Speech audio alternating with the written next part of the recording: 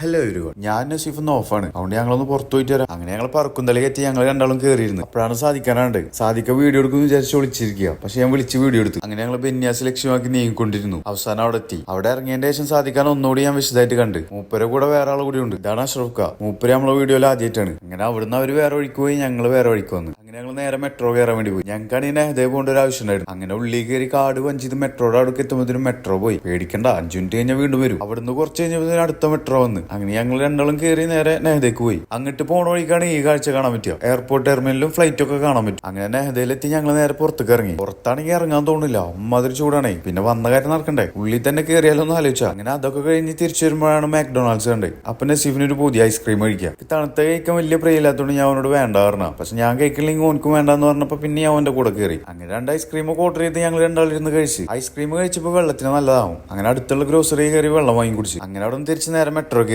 എന്നിട്ട് വാഷ്റൂമിൽ പോയിട്ട് ഒന്ന് ഫ്രഷ് ആയി. ഞങ്ങൾ അവിടെ നേരെ പോയി ഇറങ്ങിയത് ഗുബൈ ബേക്കാ. ഓനിക്കൊരു ഫോൺ നോക്കാണ്ടായിരുന്നു. അത് ഞങ്ങൾ ഇവിടെ വന്ന് ഇറങ്ങി. അങ്ങനെ 2-3 കടയിലൊക്കെ കയറി നോക്കി, പക്ഷെ ഒന്നും അങ്ങോട്ട് ലേക്ക് ആയില്ല. അങ്ങനെ അവിടെ നിന്നൊക്കെ ഇറങ്ങി ഞങ്ങൾ നേരെ അബ്രേക്ക് നടന്ന്. ഇതാണ് ഓൾഡ് സൂക്ക്. ഇവിടെ കാണാൻ അടിപൊളിയാണ് ട്ടോ. അങ്ങനെ ഞങ്ങൾ അബ്രയിലെത്തി നേരെ ബോട്ടിൽ കയറി. ഇവിടുന്ന് പെർ ഹെഡിന് 1 ദിർഹംസ് കൊടുത്ത് കഴിഞ്ഞാൽ അക്കരക്ക് എത്താൻ പറ്റും. ഈ കൂടെ പോകുമ്പോൾ തന്നെ നല്ല തണുത്ത കാറ്റടിക്കും. ഈ ചൂടത്ത് ഈ തണുത്ത കാറ്റടിക്കും നല്ല സുഖമുണ്ടേ. അങ്ങനെ പോണ വഴിക്കണ ഒരുത്ത മീൻ പിടിക്കണുണ്ട്. ഇതൊന്നും ഇവിടെ പിടിക്കാൻ പാടില്ല കേട്ടോ. പക്ഷെ എന്തായാണോ അവനക്ക് മീൻ കിട്ടിയോ ഫൈൻ കിട്ടിയോ അല്ലാവോ. അങ്ങനെ ഞങ്ങൾ അക്കരെത്തി ബോട്ടിൽ നിന്ന് ഇറങ്ങി നേരെ മുടി വെട്ടാൻ വേണ്ടിട്ട് പോയി. കഴിഞ്ഞൊരു വീഡിയോയിൽ ഈ ഷോപ്പിൽ എല്ലാവരും നമ്മുടെ വീഡിയോ ഉണ്ടായിരുന്നു. അങ്ങനെ നമ്മൾ അവരോട് പറഞ്ഞു നമ്മളെ വീഡിയോ ഒക്കെ റീച്ച് ആയിട്ടാന്നൊക്കെ. അങ്ങനെ അവിടെ മുടിയൊക്കെ കെട്ടി തിരിച്ചിറങ്ങിയപ്പോൾ നേരെ ഇട്ടായി. പിന്നെ ഞങ്ങൾ നേരെ ഫുഡ് കഴിക്കാൻ വേണ്ടി കയറി. ഞങ്ങൾ ഇവിടെ വരുമ്പോഴൊക്കെ ഇവിടെ ഫുഡ് കഴിക്കാൻ കയറുക. ഈ റെസ്റ്റോറന്റും കഴിഞ്ഞ വീഡിയോയിൽ ഉണ്ടായിരുന്നു. ഈ ചേട്ടനാണ് കഴിഞ്ഞ വീഡിയോയിൽ ഉണ്ടായിരുന്നത്. അങ്ങനെ ആ ചേട്ടനെ ഞാൻ കാണിച്ചു കൊടുത്ത്.